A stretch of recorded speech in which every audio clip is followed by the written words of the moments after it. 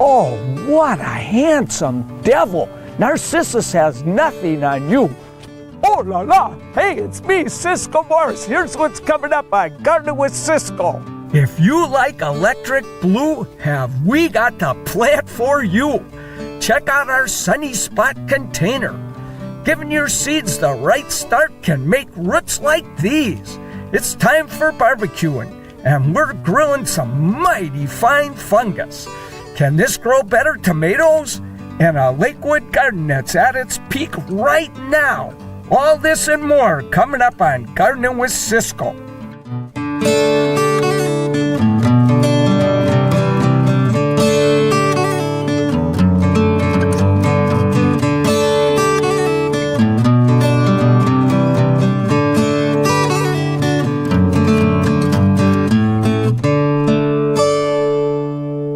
Hi, I'm Ciscoe Morris. And I'm Meeghan Black. Welcome to Gardening with Ciscoe. We are at one of my all-time favorite gardens, Lakewold Garden in Lakewood. You know, 100-year-old history, 10 spectacular, beautiful acres.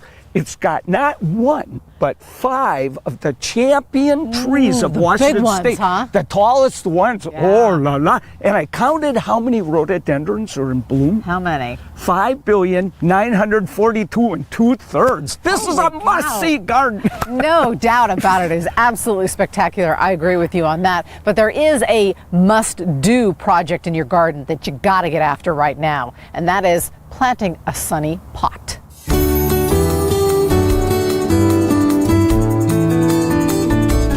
Okay, get out there potting your new pots, and you know what? You got to throw in some food first thing, don't you, this time of year? Good organic fertilizer, it's the way to go, you know. So I love the fact that we're planting a sun pot because I want the sun. Yeah. Maybe if we plant it, it will come. How's that? Hey, there's somebody from last year. So what's this guy? Okay, we're going to use this for the kind of the centerpiece, but maybe off to the side. Okay. So this is just a good old red twig dogwood. Oh, is that all that is? Okay. I needed something spiky and pretty with the red, so. Why not? Yeah, so I think it'll look pretty cool. All right, now.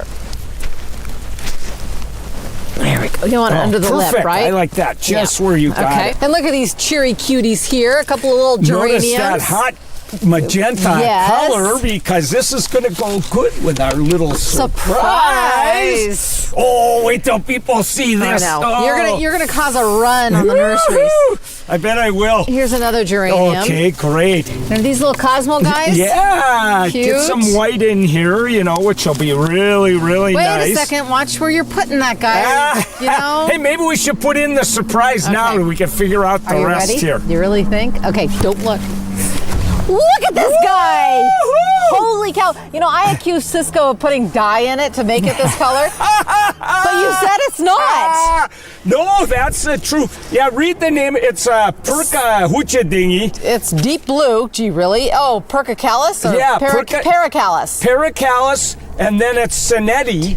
Deep blue. Deep blue. Look at this baby. My gosh. So remember to ask her family, and if you live east of the mountains, you can't plant this in full sun, but here we can. Oh. So wow, isn't that going to look cool? That is like one of the most amazing plants I have ever seen. I just love the living Now, the question is it going to be around for, you know what I mean? Yeah, you know what, here's the bad news. You're going to be able to find it. Maybe, it showed up at a good nursery when I was there, and the whole shelf was empty in about 2 seconds flat. So they're going to have to order them for everybody. Yeah, they're going to have to, because, my gosh, have you ever seen a cooler plant than this? What do we got here? A little Bacopa baby? Yeah, little Bacopas, and, so that He'll trail over the side. Yeah, and with this blue, I had a hard time figuring out what color, but it goes good with that hot magenta, yeah, it does. you know? It wouldn't have mattered what you planted with this baby. Because all anybody is ever going to see is that. It steals the show, to say the least. Paracalis Sinetti. Yeah, Paracalis Sinetti. Deep blue. Deep blue, and that is deep blue. Oh my gosh, it's just... It looks fake. That's what I think, because it looks fake. It's so beautiful. It is so magnificent. You got 2, one for me, right? How did I forget that?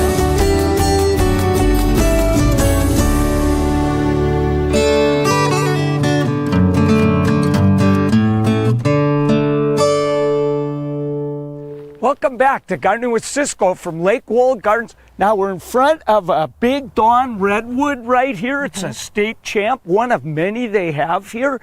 This tree was thought to be extinct until the 1940s.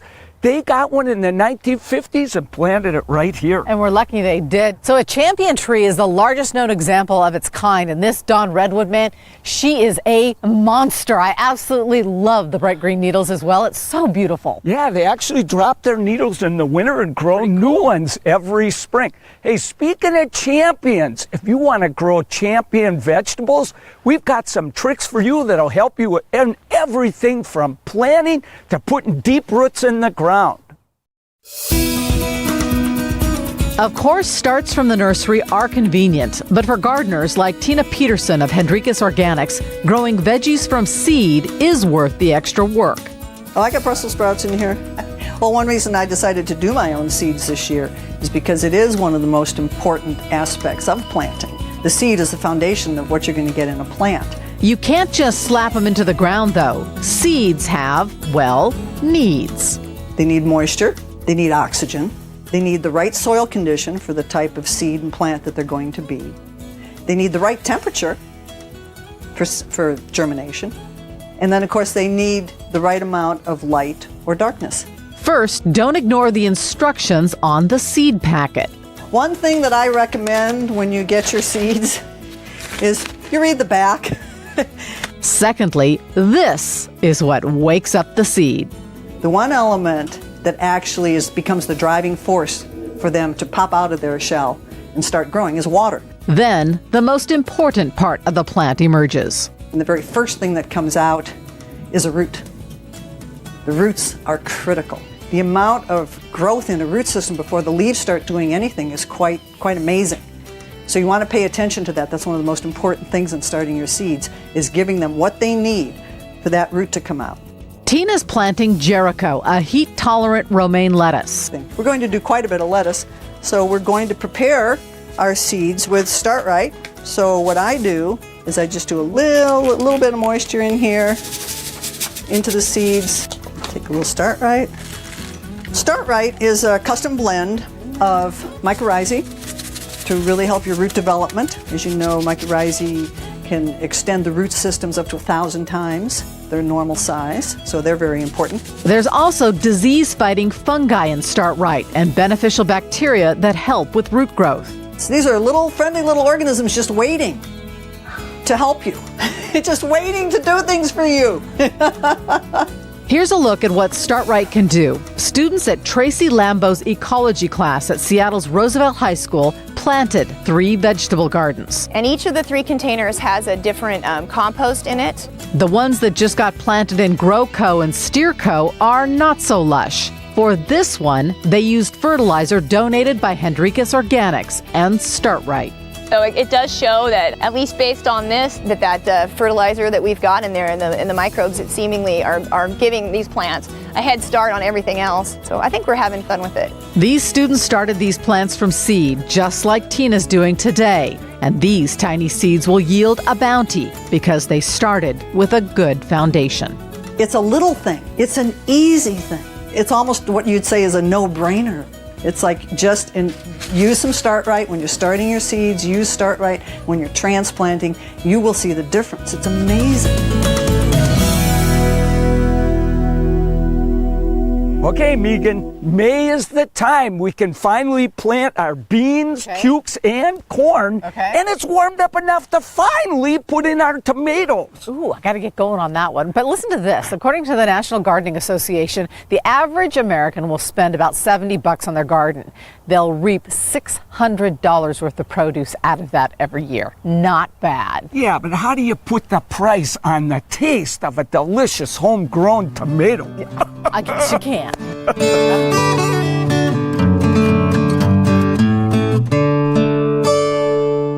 Welcome back to Gardening with Ciscoe from Lakewold Gardens. Ciscoe, I love rhododendrons. Oh, wait a minute. You never liked rhododendrons. When they're in bloom. Look at this baby. I'm sorry, there's nothing more spectacular. Rhododendron augustinii. He's huge. It's one of the best plants I've ever seen. They have so many here. You really got to come check them out. Now, do you remember last time we were here? we had a picnic. Oh, we did. Where is it? Well, I guess we're not getting one today. But, you know, it is barbecue season. Of course. And Lynne Via brought out the grill, and we cooked up something so good. If you like mushrooms, this is going to just make your mouth water.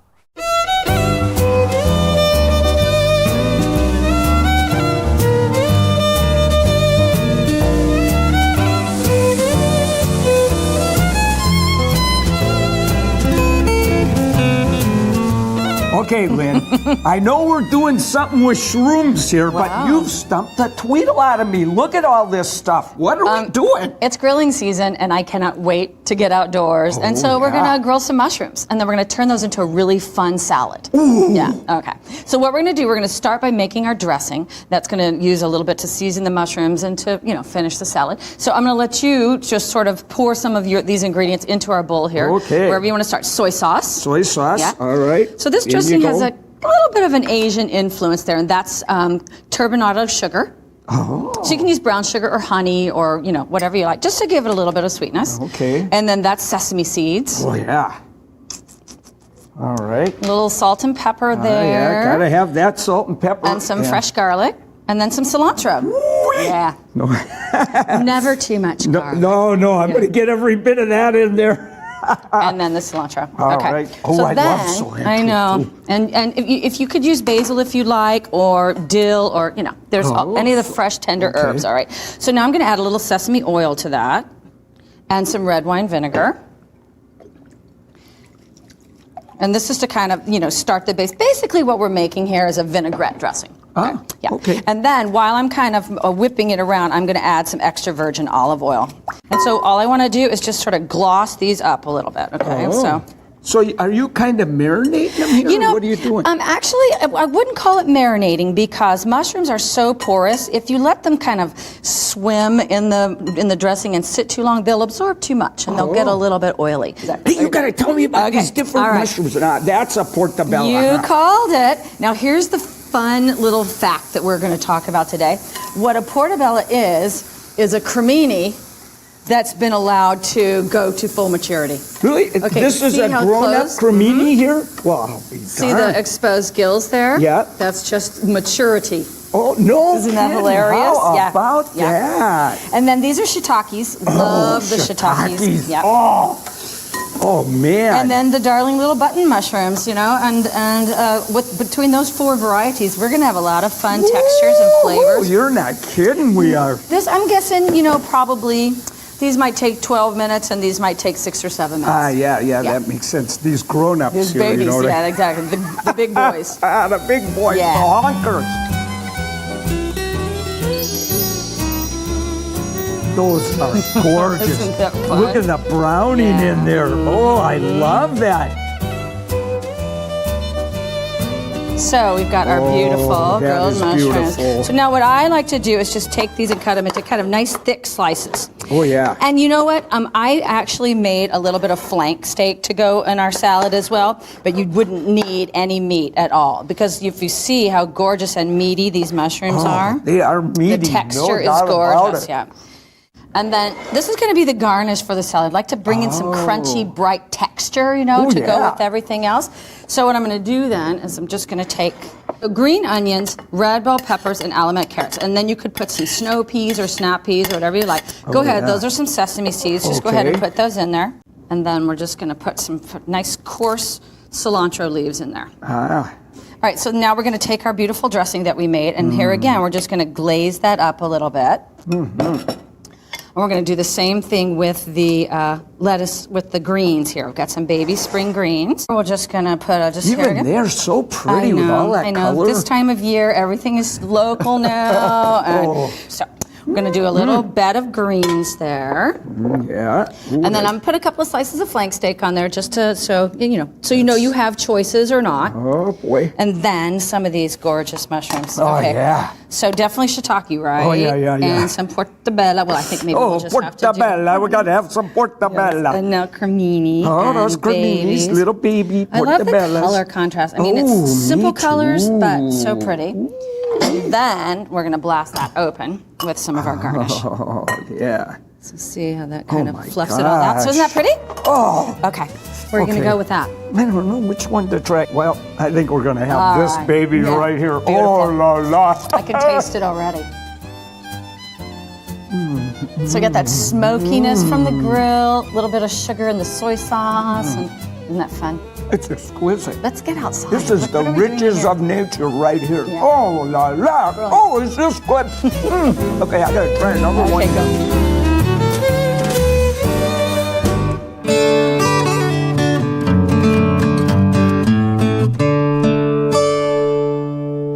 Welcome back to Gardening with Ciscoe from Lakewold Gardens. Meeghan, finally, it really is time to get those tomatoes in the ground. But here's the thing. I want the biggest, the best, the fattest, the juiciest, the tastiest. I probably need a gadget, don't I? Yeah, you do. Accessories are everything to gardening. Here's the latest that'll make your tomatoes the best, the greatest, the biggest. The juiciest.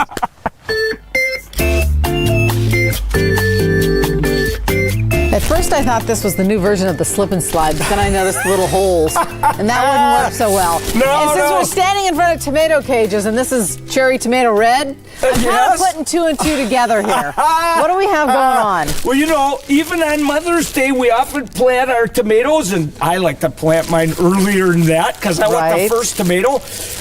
If they get too cold, they turn purple. They never produce all Really? summer long. The plant? Yep.